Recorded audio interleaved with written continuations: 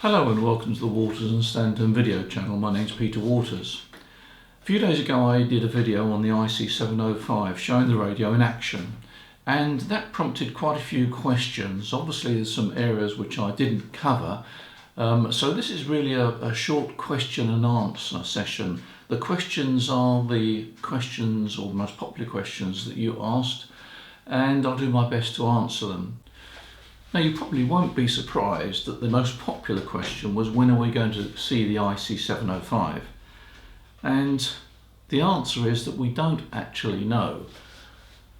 The latest estimate was August. We are in August now, and time is slipping by. So when we get some more information, I will let you know.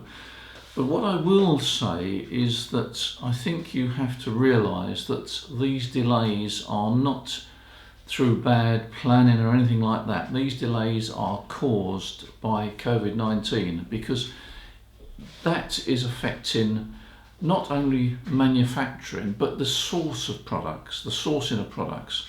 And unless you get a flow of component parts, key component parts, you have a problem. And I think this has been the problem, not only for Icom, of course, other manufacturers have got the same problem. So I think you do have to make allowances, and I know it's frustrating. It's frustrating for you, it's frustrating for us, but unfortunately that is a fact of life, and that's where we are at the moment. Now, there are a number of questions about connectivity and so forth, so I'm going to show you here on the screen one of the end cheeks, and you'll see that it's got a micro USB socket there. It's also got a CW key socket. That was another question. CW, yes, there is a CW key socket there, 3.5mm stereo.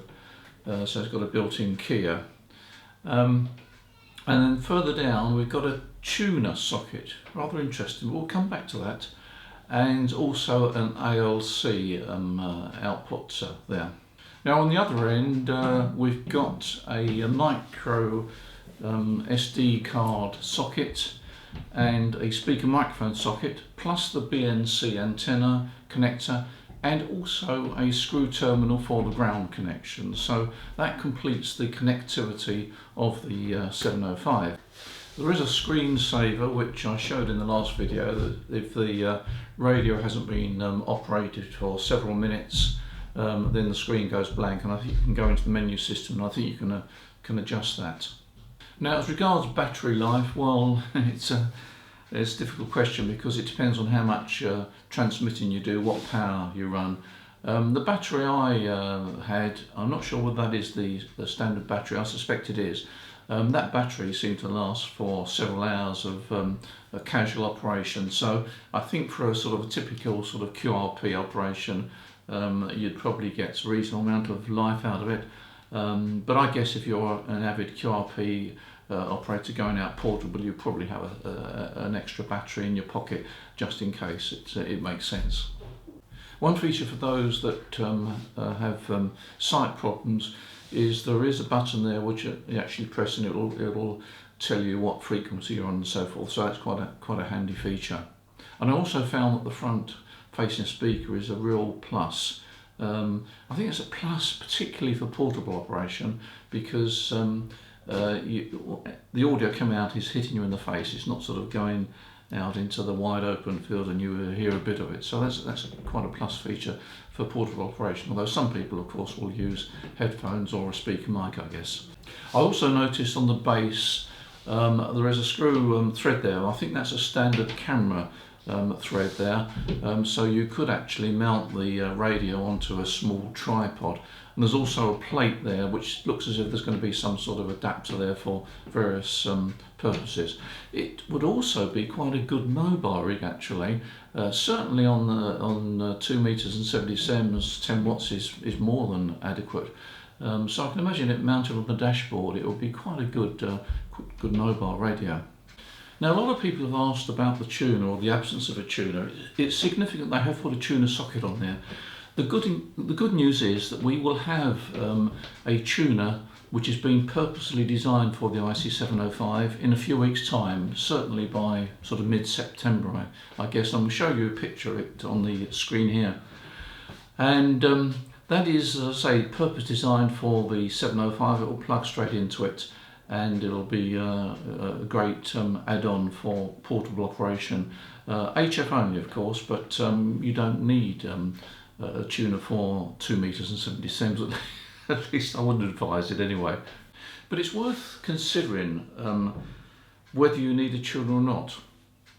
If you're going to go out portable operating, then what you can do is you could use the buddy stick system, which I'm showing on the screen here. That's a very popular system.